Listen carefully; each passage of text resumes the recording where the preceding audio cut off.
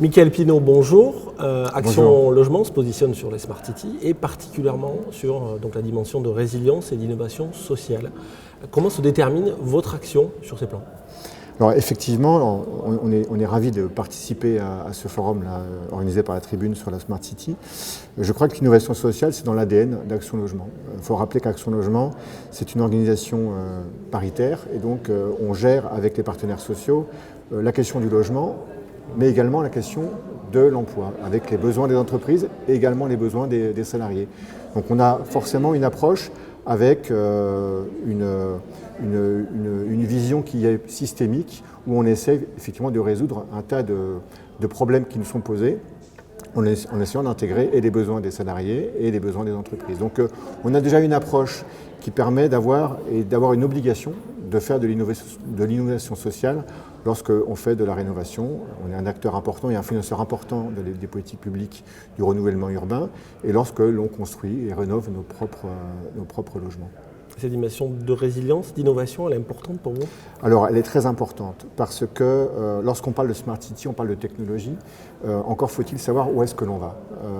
La technologie, ce n'est pas une fin en soi, c'est une aide, comme le numérique est également une aide, mais ce n'est pas une fin en soi. Dans un monde qui change très vite, on a des enjeux qui sont menaçants face à nous, et du coup, il faut y répondre.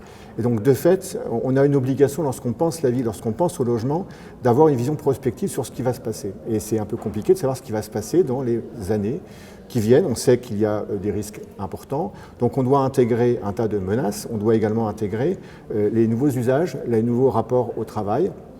Je vais vous citer un exemple où on met du numérique et où on met des nouveaux usages en termes de travail. C'est tout simplement le télétravail, ou la manière dont on arrive aujourd'hui à proposer à des salariés de travailler plus près de chez eux et donc d'éviter d'aller engorger des voies de circulation au niveau d'une métropole par exemple, mais également d'avoir une amélioration du cadre de vie.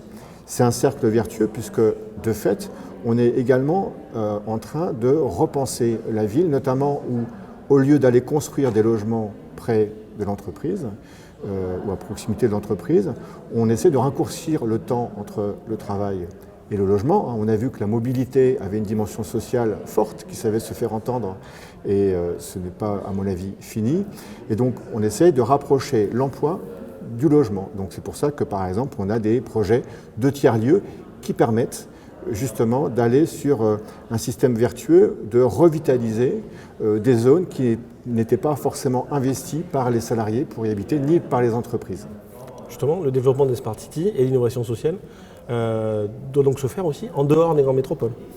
Alors, ce serait faire injure à Toulouse, dans cette salle magnifique, de dire que les métropoles ne sont pas un avenir. Je crois que les métropoles constituent aujourd'hui un symbole d'une grande puissance de l'industrie, de l'activité humaine. Aujourd'hui, on est en train de changer de modèle. Soit on y sera contraint, et ça risque d'être violent, soit on essaye d'anticiper les choses.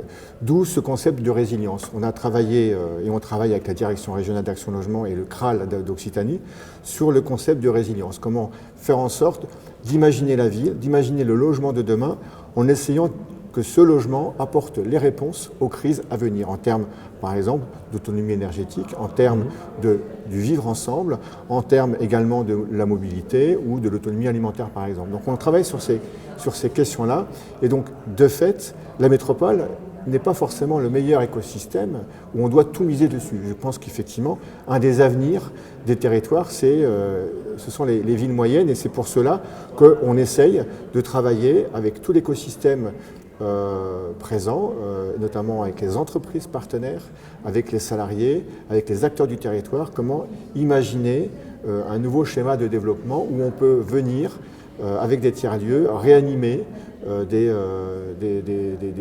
villes, des villages, en gardant une activité à proximité avec l'entreprise.